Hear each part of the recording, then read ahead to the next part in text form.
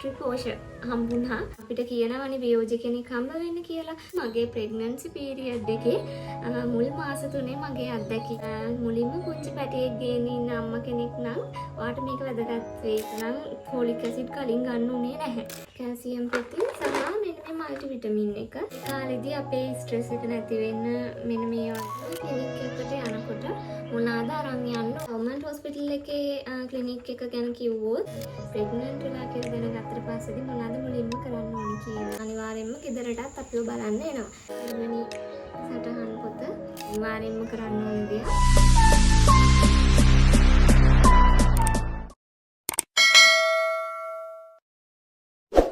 කොහොමද හැමෝටම ඉතින් මුලින්ම පුංචි පැටියෙක් ගේන ඉන්න අම්මා කෙනෙක් නම් ඔයාට මේක වැදගත් වෙයි. මගේ ප්‍රෙග්නන්සි පීරියඩ් එකේ මුල් මාස 3 මගේ අත්දැකීම සහ මේ ගර්භණී සටහන් පොත අපි ප්‍රෙග්නන්ට් වෙලා කියලා දැනගත්තට පස්සේදී මොනවාද මුලින්ම කරන්න ඕනේ කියන එක. මුල්ම අත්දැකීම තමයි මේක මගේ. මුලින්ම කියන්න ඕනේ ඉතින් මුල්ම වතාවට අම්මා කෙනෙක් වුණ කෙනෙක් විදියට මේ මගේ අත්දැකීම තමයි මම ඔයාලත් එක්ක ෂෙයා කරගන්න යන්නේ. මේක කෙනාගෙන් කෙනාට විවිධාකාරව වෙන්න පුළුවන්. අනිවාර්යයෙන්ම මෙහෙම මට වුණ ටිකම වෙනවා කියලා හැම දෙයක් නැහැ. දැන් මුලින්ම අපි ප්‍රෙග්නන්සි ටෙස්ට් එකකින් හරි යුරින් රිපෝට් එකකින් හරි අපි දැනගන්න ඕනේ ප්‍රෙග්නන්ට් වෙලා ඉතින් මුලින්ම අපි කරන්න ඕනේ තමන්ගේ ප්‍රදේශයට අදාළ මිඩ්වයිෆ් මිස්ව අපි දැනුවත් කරන්න ඕනේ. අනිවාර්යයෙන්ම ඒක අනිවාර්යයෙන්ම කරන්න ඕනේ දෙයක්. එතනින් එහාට වෙන්න ඕනේ ටික අපේ මිඩ්වයිෆ් මිස් අපිට කියනවා. ඉතින් එයාලගේ උපදෙස් අපිට හරි වැදගත් වෙනවා. මොකද මුලින්ම අම්මා කෙනෙක් වුණාම ඉතින් හැමෝගෙම උපදෙස් පිළිපදින එක ඒව හොයලා බලන එක හොඳයි. අපි මිඩ්වයිෆ් මිස්ව දැනුවත් කරාම අපිට මිස් කියනවා මෙන්න මේ දිනේට ක්ලිනික් එකට හෝ සැසියකට හෝ නැත්නම් අපේ නිවසටම ඇවිල්ලා අපිව රෙජිස්ටර් කරගන්න වැඩේ අපේ මිස් කරනවා. ඔයාලා මුලින්ම ක්ලිනික් එකට යනකොට මොනවාද අරන් යන්න ඕනේ කියලා ඔයාලට ප්‍රශ්නයක් ඇති. මට නම් මුලින්ම යන්න ඕනේ සැසියක් තියෙන දවසක.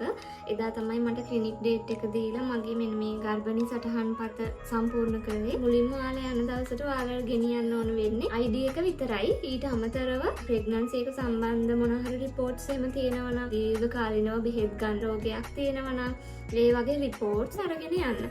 ඊට අමතරව මට නම් චීත්තයක් ගේන්න කියලා කිව්වා. හැබැයි එදා ඒක ඕනුනේ නැහැ. ක්ලිනික් යනකොට අනිවාර්යෙන් චීත්තයක් අරගෙන යන්න. පළවෙනි සැසිය, දෙවෙනි සැසිය, තුන්වෙනි සැසිය කියලා සැසි 3ක් තියෙනවා. ඒ සැසිවලදී අපිට අනිවාර්යෙන්ම මිඩ්වයිෆ් මිස්ලා හැම උපදෙසක්ම දෙනවා. ඒ කියන්නේ අපි කන්න බොන්න හොඳ මොනවාද, අපි කරන්න ඕනේ මොනවාද, ඒ වගේ දේවල් අපිට කියලා දෙනවා. එදා මට මුලින්ම ත්‍රිපෝෂ හම්බුණා. මුලින්ම අපි මිඩ්වයිෆ් මිස්ව දැනුවත් කරාම මිස් කියනවා අපිට එන්න කියලා දිනයක් දෙනවා. එදාට අපිව ක්ලිනික් එකේ රෙජිස්ටර් කරගන්නවා.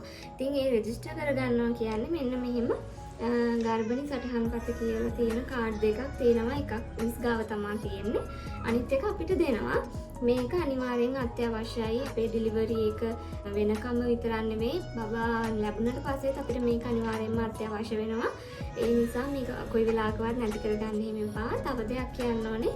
මේක සම්පූර්ණයෙන් පුරවන්නේ අපේ මිඩ්වයිෆ් මිස්. ඔයාලගේ නම වෙනස් වෙලා නම් ඩීටේල්ස් වෙනස් වෙලා තියෙනවා නම් ඒවා ඔයාලා හදන්න යන්න එපා. ඒක මිස් අතින්ම තමයි හදෙන්න ඕනේ. අපිට කියනවා අනිවාර්යයෙන්ම පළවෙනි මාස 3 ඇතුළත ඩෙන්ටල් එකකට පෙන්න ගන්න කියලා. නික් ඩේට් එකට අමතරව අපිට කියනවා අපි කැමති වියෝජී කෙනෙක් වන්න පෙන්නන්න කියලා. ඊට පස්සේදී අපිට මෙන්න මෙතන දෙනවා ටෙස්ට් ටිකක් කරගන්න කියලා. මේ තියෙන්නේ ඒ ගත්ත රිපෝට් එකක්.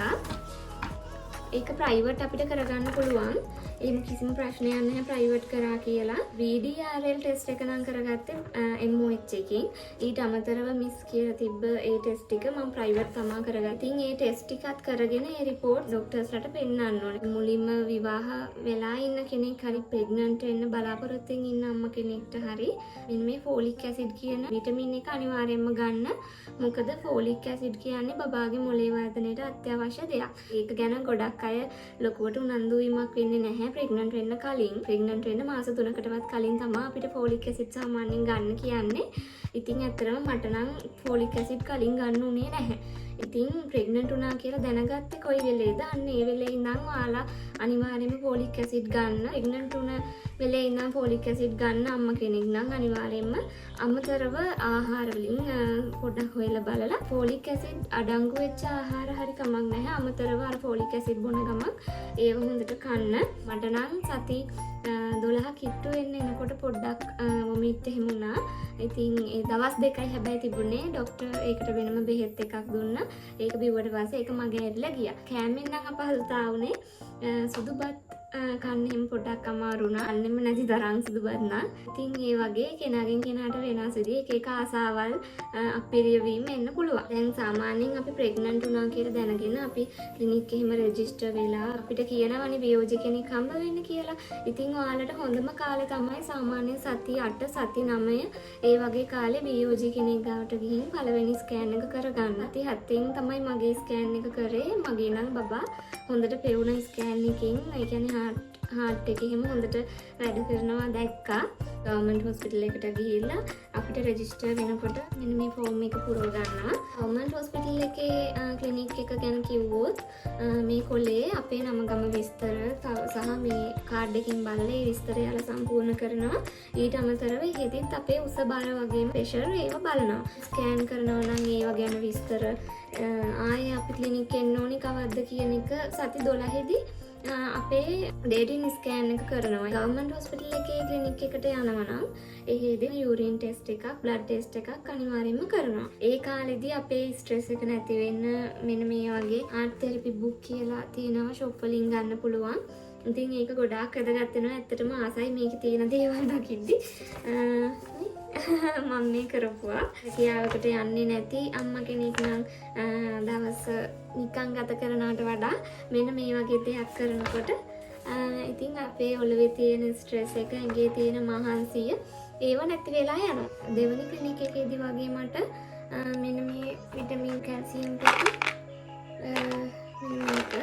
කැල්සියම් පොති සහ මෙන්න මේ මල්ටි විටමින් එක යකඩ පෙත්ත වෙනුවට තමයි මේක දෙන්නේ. මෙන්න මේ මල්ටි විටමින් එක උදේට කැල්සියම් පෙත්ත අරගෙන රැයට තමයි මල්ටි විටමින් එක ගන්නෙ. මේක මට කිව්වේ නම් ඊලා පැය දෙකකට විතර පස්සේදී කන්න කියලා. හැබැයි මට ඒක ගොඩක් අමාරු වුණා. මේක බීලා පැය දෙකකට පස්සේ කෑවට අර හයියෙන් නිකන් පපුව ගැහෙනවා වගේ හරි මහන්සියක් වගේ දෙයක් එකට දැනුණා. ඉතින් ඒ නිසා මම කාලා ටිකක් වෙලා ගියාට පස්සේදී මෙන්න මේ මල්ටි විටමින් එක ගත්තා. එතකොට නම් මට කිසි ප්‍රශ්නයක් වුණේ නැහැ.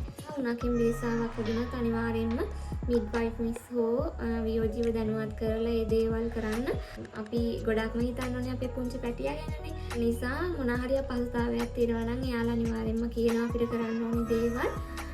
ඉතින් පිරිටන් පෙත්තක් හදිසියකට පැනඩෝල් පෙත්තක් කරුණාම සාමාන්‍යයෙන් බෙහෙත් දෙන්නවා අඩුයි. හැමදේම පරිස්සම් වෙලා ලෙඩ රෝග ගොඩාක් අඩු කරගෙන මේ කාලේ පරිස්සමට හැමෝම ඉන්න කියලා තමයි ඉතින් කියන්න තියෙන්නේ. මාස 3 ඇතුළත පිටගැස්මට බෙහෙත් 2ක් විදිනවා. ක්ලිනික් දින දවසට විතරක් නෙවෙයි අපේ මිඩ්වයිෆ්ස් අනිවාර්යෙන්ම ගෙදරටත් අපිව බලන්න එනවා. ඉතින් ඒ ඇවිල්ලා බලලා අපිට මොන හරි අපහසුතාව තියෙනවද, අපි විටමින් ටික එහෙම හරියට ගන්නවද, ඒ වගේ දේවල් අපිට කියනවා. අපි 20න් වගේ අපිට දැනගන්න පුළුවන් අපේ බණ්ඩියේ ඉන්නේ දුවේද්ද පුතේද්ද කියලා ස්කෑන් එකක් කරලා. ඉතින් එහෙනම් මම හිතනවා වීඩියෝ එක මෙතනින් ඉවර කරොත් හොඳයි කියලා. මට මගහැරුණු මොනාහත්යක් තියෙනවා නම් ඔයගොල්ලෝ කමෙන්ට් එකක් එහෙම දාගෙන යන්න.